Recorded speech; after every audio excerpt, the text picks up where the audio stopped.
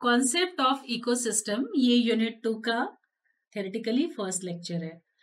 पहले लेक्चर में हमने, इसके पहले वाले लेक्चर में हमने इस यूनिट में क्या क्या डिस्कस करना है वो किया था। अब देखते हैं कॉन्सेप्ट ऑफ इकोसिस्टम। इकोसिस्टम का कॉन्सेप्ट क्या है? इकोसिस्टम जो है वो एक ऐसा ज्योग्राफिकल एरिया है, ऐसा नेचुरल एरिया है जहां पर कि प्लांट्स, एनिमल्स और अदर ऑर्गेनिज्म का मतलब जिनमें जीवन नहीं है वैसे भी ऑर्गेनिज्म, जैसे कि वेदर हुआ, लैंडस्केप हुआ, ये जो भी ऑर्गेनिज्म है ये सब एक साथ रहते हैं, एक दूसरे पे म्यूचुअली डिपेंड रहते हैं और अपनी लाइफ को कंप्लीट करते हैं।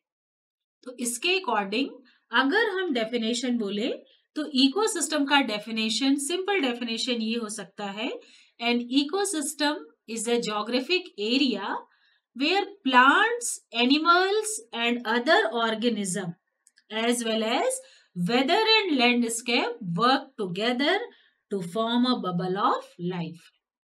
मतलब ऐसा एरिया जहां पर कि जितने भी लिविंग और नॉन लिविंग, बायोटिक या एबायोटिक, जिनमें जीवन है या जिनमें जीवन नहीं है, वो सब के सब अपना एक एक पार्ट प्ले करते हैं और एक दूसरे पे म्यूचुअली डिपेंड रहते हैं। अब बायोटिक की अगर हम बात करें तो बायोटिक में जितने भी टाइप के प्लांट्स हैं, वो एक छोटे से ग्रास से लेकर के एक बहुत बड़े बरगद के पेड़ भी हो सकते हैं।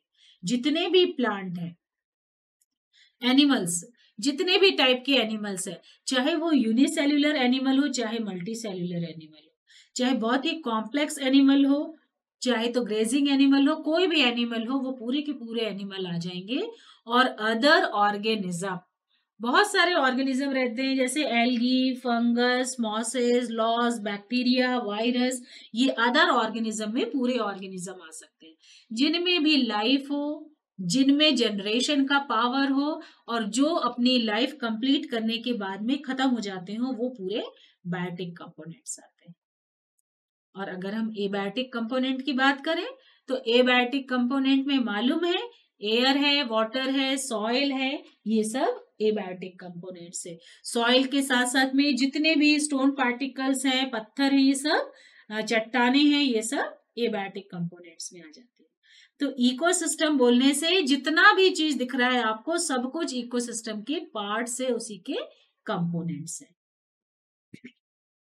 अब इकोसिस्टम जो है उसमें बहुत सारे फिजिकल कंपोनेंट्स होते हैं जो एक लिविंग फॉर्म में रहते हैं।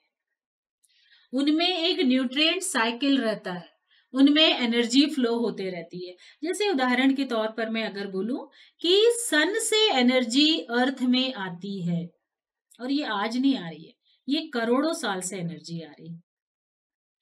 हम जानते हैं कि सनलाइट में कितना ज्यादा पावर होता है, वो एनर्जी अर्थ पे आ रही है, लेकिन फिर भी अर्थ का जो एवरेज टेम्परेचर है उतना ही है। करोड़ों साल पहले जो एवरेज टेम्परेचर था जब लोग रहते थे यहाँ पर, अभी भी उतना ही टेम्परेचर है। पहले भी प्लांट्स बनते थे, चौड़े लीफ वाले प्लांट्स होते थे, कोन के शेप के लीफ वाले प्लांट होते थे, अभी भी वैसे ही है। ऐसा कौन सा सिस्टम है जो रेगुलेट कर रहा है, ना तो अर्थ का टेम्परेचर बहुत बढ़ रहा है ना बहुत ठंडा हो रहा है? ऐसा कौन सा सिस्टम है? क्योंकि एनर्जी का फ्लो जो है वो बहुत बैलेंस्ड वे पे हो रहा है। नेचर ने ऐसा जो प्रोग्राम सेट किया है, आजकल जैसे हम कुछ बनाना होता है, कोई ऐप बनाना होता है तो प्रोग्राम लिखते हैं ना, प्रोग्राम कोड करते हैं और रन करते हैं।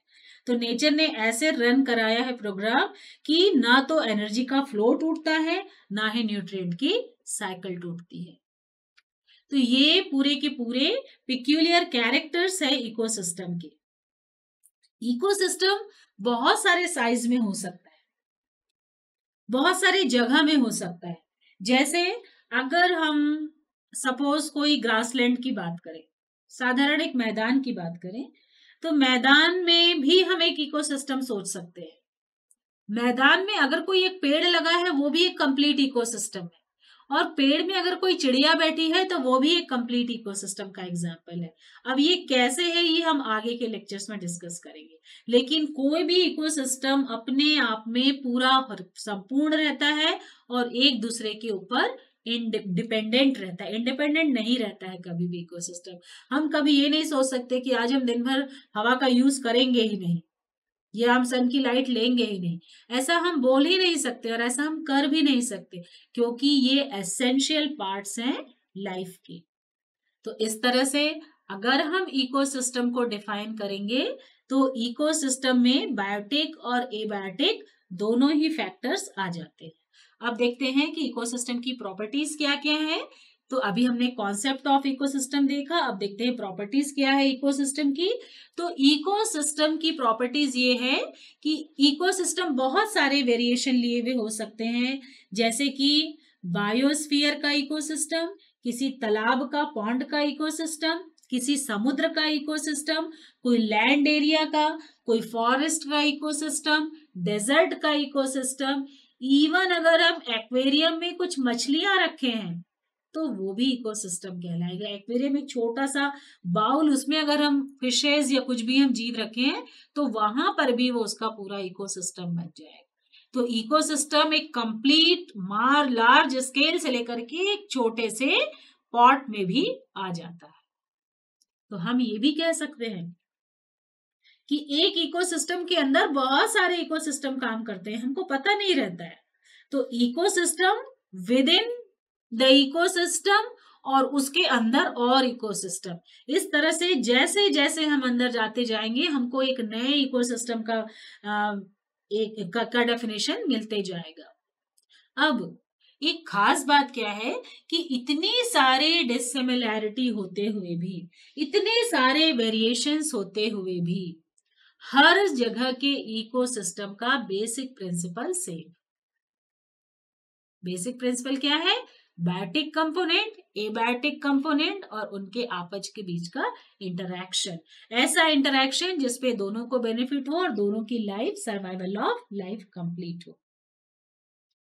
इकोसिस्टम जो है वो एक सर्टेन एरिया को, डिफाइंड एरिया को ऑक्यूपाई करता है, ये सबसे खास बात है। हम एयर देखते तो हैं लेकिन फील नहीं कर सकते, या जब हवा तेज चलती है तब हम फील कर सकते हैं, लेकिन वो कितना एरिया घिरा है इसको हम कंप्लीटली डिफाइन नहीं कर सकते।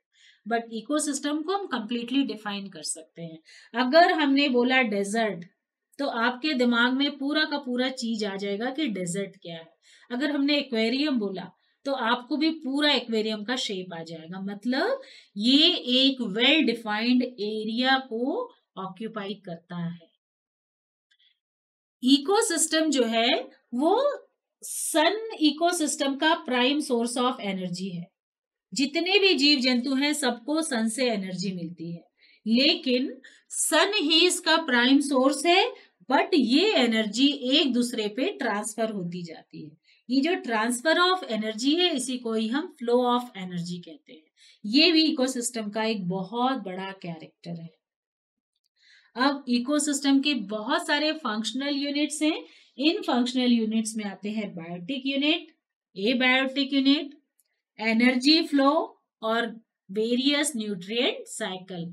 हम देखते हैं कि पानी पहले भी था, अभी भी है। इस तरह से जितने भी न्यूट्रिएंट साइकिल है वो सभी फंक्शनल यूनिट कहलाते हैं इकोसिस्टम के।